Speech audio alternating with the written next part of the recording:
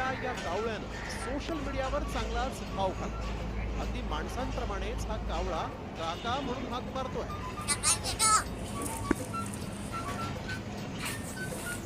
या कावळ्याला माणसांची एवढी गोडी लागली आहे की तो लहान मुलांसारखे मोठ्या आवाजात हाक मारतो. यामुळेच या कावळ्याचे सगळेच लाडही करतात. अंगा खांद्यावर या कावळ्याला सगळेच